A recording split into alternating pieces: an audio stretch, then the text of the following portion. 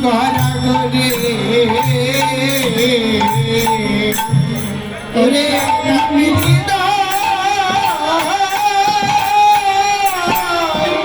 শীতল লাগে ভোলাই যায় ভোলাই যায় রে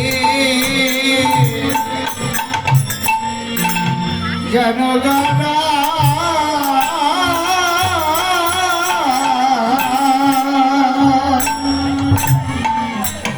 ঘরে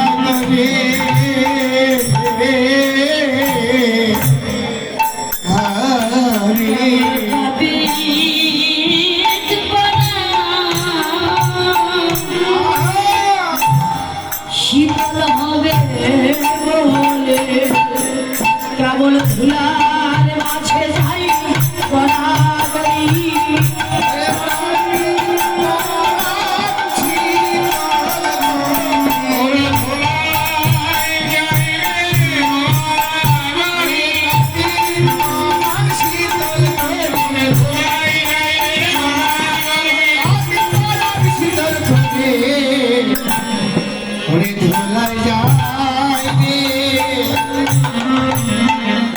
জনগণা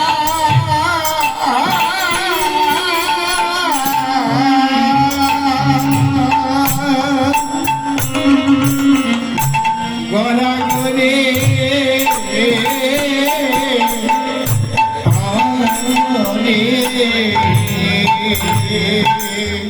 তবে ভগবান বললেন না আমি হইতে আমার নাম পড়ো নাম হইতে নামে পড়ো নামে হইতে ভক্ত বলো ভক্ত হইতে ভক্তের চরণের ধুলি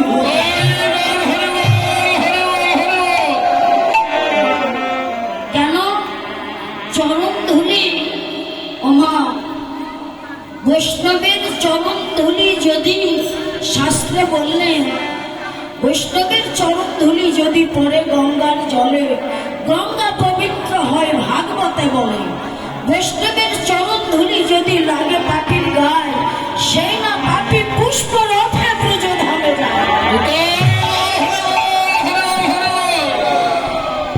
বৈষ্ণবের চরণ ধুলির এমন গুণ এখানে বৈষ্ণবের চরণ ধুলিতে যদি লোহা ঠেকানো হয় ওই লোহাও সোনাতে পরিণত লোহাও সোনাতে পরিণত হয়ে যায় তাই আমরা এই গভীর রজনীতে গৃহ পরিবার সুখের নিদ্রা পরিত্যাগ করে সুখের জামিনীকে ত্যাগ করে স্ত্রী পুত্র পরিবার স্বামী ত্যাগ করে এই হরিবাসরের আসরে ছুটে এসেছি কেন মা কেন ছুটে এসেছি আপনাদের বদন দেখে মনে হয় কি জানো আমরা সকলে ওই মায়ার কারাগার থেকে মুক্তি পাওয়ার জন্য এই ভক্তের বাজারে ছুটে চলে এসেছি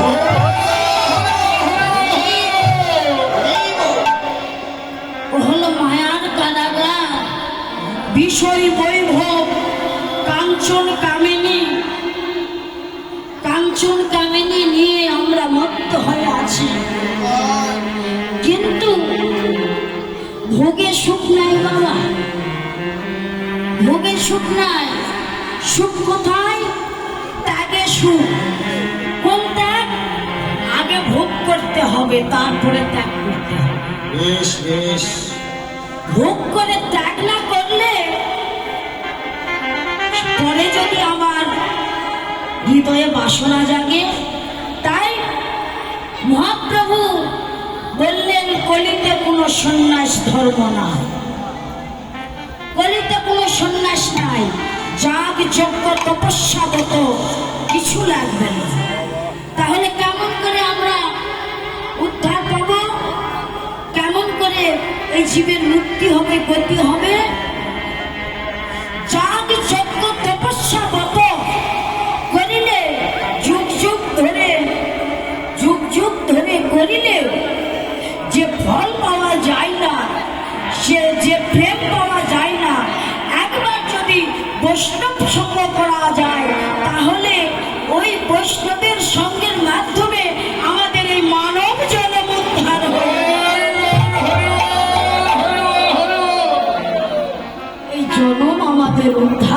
যাবে। কিসের গুণে? ভক্ত সঙ্গের গুণে। তাই তোমরা ধরো ধরো বৈষ্ণব সঙ্গ ধরো।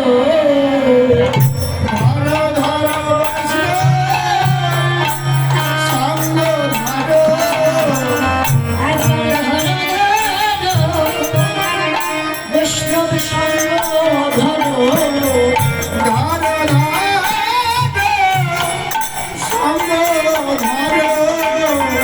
তোমাদের মানবীরা ভাগিবে না গো। ধরো ধরো বৈষ্ণব সঙ্গ ধরো।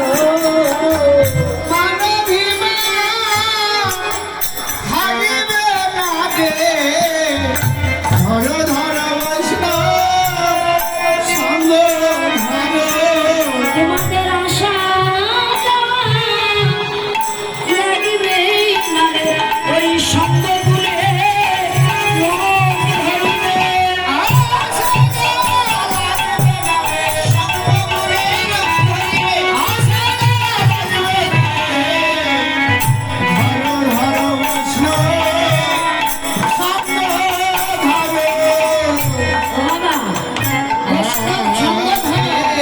তাহলে এই সাধু সঙ্গ, সাধু সঙ্গ সর্বশাস্ত্রে কয় লোক মাত্র সাধু সঙ্গে কৃষ্ণ প্রাপ্ত হয়।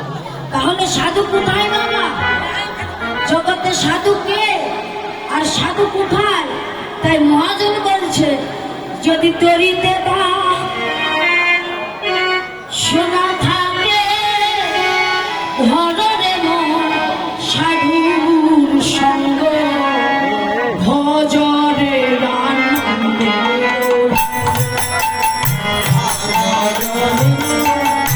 সাধুর সঙ্গে ভজরে আনন্দে।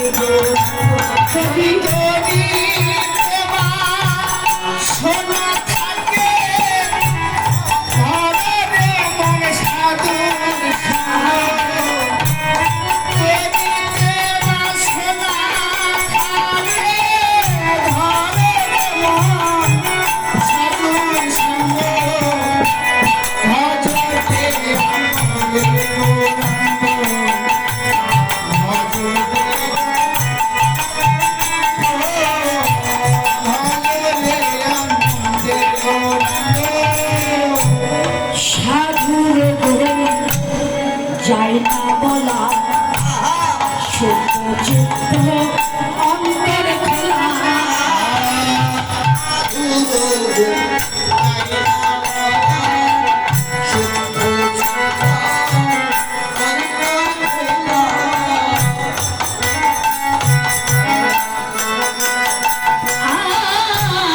সাধুর গুণ যাই না বলা শুদ্ধ চিত্ত অন্তর খোলা। সাধু জানে দয়া করে, সাধু জানে দয়া করে। হ্যাঁ, সে এক সাধু। আর এক সাধু কামিনীর সঙ্গে থেকে কামকে জয় করেছে। না সুরমন না হাম রমণী দুর্গের মধ্যে পঞ্চবার। সে এক সাধু। আর এক সাধুকে, আর এক সাধু হলেন আমাদের বৃন্দাবনের সব সাধু চিরাদিকা। আমাদের রাধারানী হলে একমাত্র সাধু বৃন্দাবনে। রাধারানী একমাত্র সাধু। আর সাধুকে শিক্ষাগুরু সাধু। লালন বলছে শিক্ষাগুরু সাধু প্রেমের মহাজন দৃঢ় করি ধরি ধর তাহার চরণ। তখন প্রীতি কীর্তি জানিবে অনায়াসে পাবে ভক্তি প্রেম ধন। ওরে অবুঝ মন তুরে বলি শোন শুদ্ধ ভাবে ভজ শ্রী গৌরাঙ্গের চরণ। শুদ্ধ ভাবে ভজ শ্রী গৌরাঙ্গের ভজন। তখন গেল গেল দিন ভাবলি না একদিন। হ্যাঁ, গেল গেল দিন ভাবলি না একদিন। মায়া মায়াতে তুই রহিলি মগন শিক্ষা গুরু সাধু প্রেমের মহাজন। আর এক সাধু হলেন শিক্ষাগুরু সাধু। কেননা শাস্ত্রে বলছেন যে তীর্থ পর্যটন যত করো, তীর্থ পর্যটন সকলের মূলে আছে শ্রী গুরুর চরণ। যত তীর্থ পর্যটন করো সকল ফল সকল কিছু আছে শ্রী গুরুর চরণ। কেন? আমার মুখের কথা নয় বাবা, জীবের নিস্তার লাগি নন্দ সুত হরি ভবনে প্রকাশ হলেন গুরু রূপ ধরি।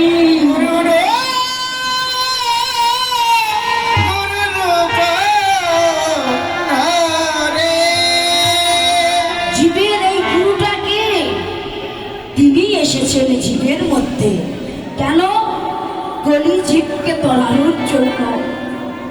একদিন অদ্বৈত প্রভু কেঁদে কেঁদে বলেছিল, প্রভু এসো, এসে একবার চেয়ে দেখো প্রভু তোমার কলি জীবের কি দুর্দশা। সেই দিন মহাপ্রভু বলল যে পৃথিবীতে যত আছে নগরাদি গ্রাম সর্বত্র প্রসার হবে মধুমাখা মধুর এই হরিনাম। আমি রাধা রানীর প্রেম ভান্ডার এনে এই মধুর প্রেম দিয়ে জগৎকে উদ্ধার করবো, আর এই জগতে কাউকে বাকি রাখবো না। সকল পতিতকে আমি উদ্ধার করে নিয়ে চলে যাব। সকলকে তিনি উদ্ধার করে নিয়ে যাবেন, কাউকে বাকি রাখবেন না। আর বললেন কি বললেন প্রভু, যে এই জগতে কোন ভক্ত গুরুর চরণ সান্নিধ্য যদি লাভ করতে পারে, কে লাভ করেছিল বাবা? সব ধাম করো একবার, ক্ষেতর ধাম করো বারবার। গুরু শিষ্যের মিলন কোথায় হয়েছিল? আর শিষ্য গুরুকে উদ্ধার করেছিল, সে হলেন আমাদের নরোত্তম ঠাকুর। নরোত্তম ঠাকুর তিনি প্র্যাকটিক্যাল বাবা, অনুমান নয়, বর্তমান। গুরুকে উদ্ধার করে নিয়ে বৈকুণ্ঠ, দুই দেহ এক দেহ হয়ে বৈকুণ্ঠ ধামে চলে গিয়েছে নরোত্তম প্রভু। তাই গুরুর চরণ লাভ করা, ভক্তের চরণ লাভ করা, গুরুর মাধ্যম দিয়ে তোমরা আমাকে পাবে। গুরু হলো মাধ্যম শক্তি, আর গুরুর পূজা করলেই আমার পূজা হয়ে যাবে। জগতে কোনো জীব যদি ভক্তের পূজা করে তাহলে আমার পূজা হয়ে যায়। কোনো জীব যদি ভক্ত সেবা করে আমার সেবা হয়ে যায়। ও বাবা, ভগবান শাস্ত্রে বললেন আমার আহার নাই, নিদ্রা নাই, উষ্ণ নাই, শীত নাই। লোহা যেমন আমার কাছে, সোনাও তেমন আমার কাছে। কিন্তু আমি কাউকে পাপও দেই না, পুণ্যও দেই না। হ্যাঁ, পাপ পুণ্য কাউকে আমি দান করি না। যে যেমন কর্ম করে সেই সেইভাবে সেই ফল ভোগ করে।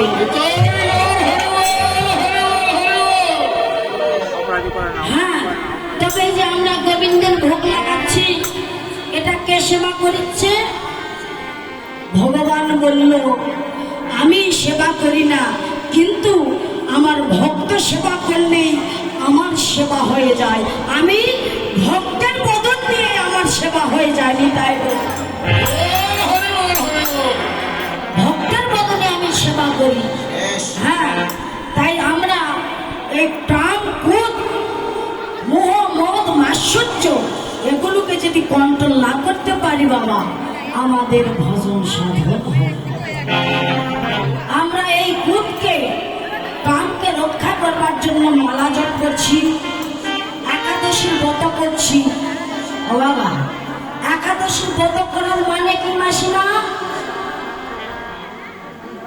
এই 10 ইন্দ্রকে বশীভূত করার জন্য, ইন্দ্রকে দমন করার জন্য আমরা একাদশী ব্রত করি। আর এই ক্রোধকে দমন করবার জন্য মালা জপ করি, একাদশী ব্রত করি, হরিনাম করছি, ভক্ত সঙ্গ করছি। কিন্তু সংস্কার হচ্ছে না। হ্যাঁ মাসিমা, তাই আজ আমাদের কি করতে হবে? সকল মান অভিমান সকল কিছু পরিত্যাগ করে, সকল কিছু ভুলে গিয়ে আমাদের এক মনে এক চিত্তে প্রভুর চরণে যদি কোনো ভক্ত এই দেহটা মন তুলসী দিয়ে যদি নিবেদন করতে পারে এই জগতের মাঝে, তার তাই আশা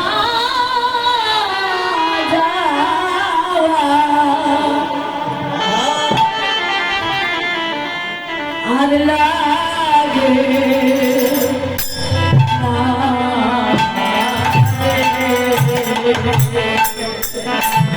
अरे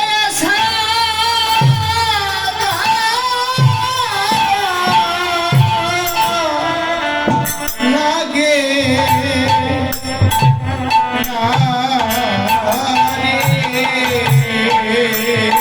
সে তো জন্মে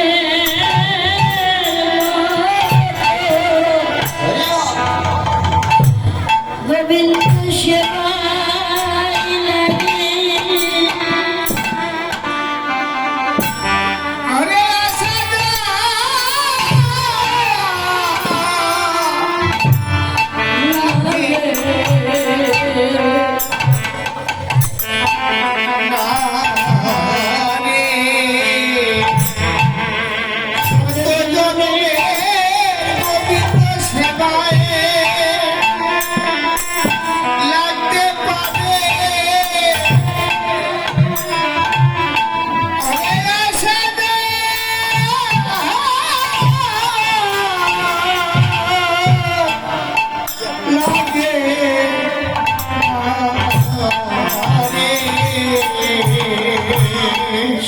জন্মের মতে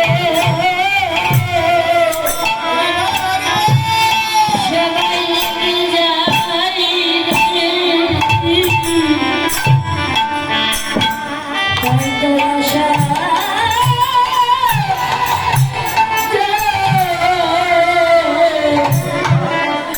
আর লাগে না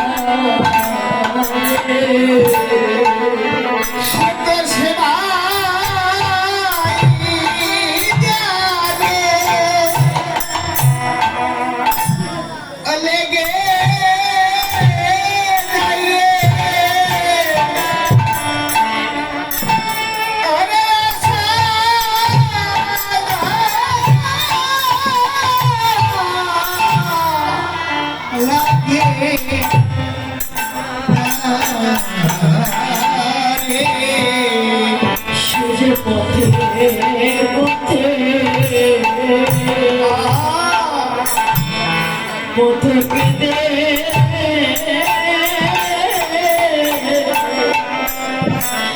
কেঁদে বেড়া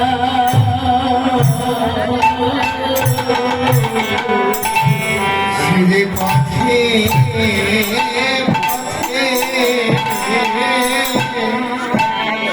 कहते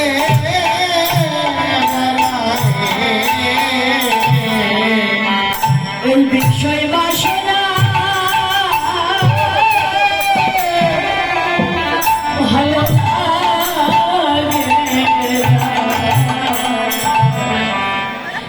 পথে পথে और कहते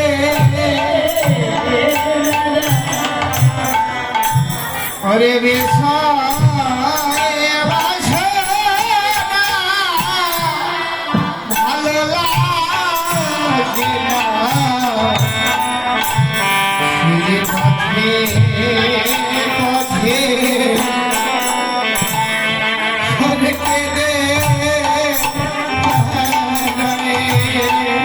ওই মায়ার কি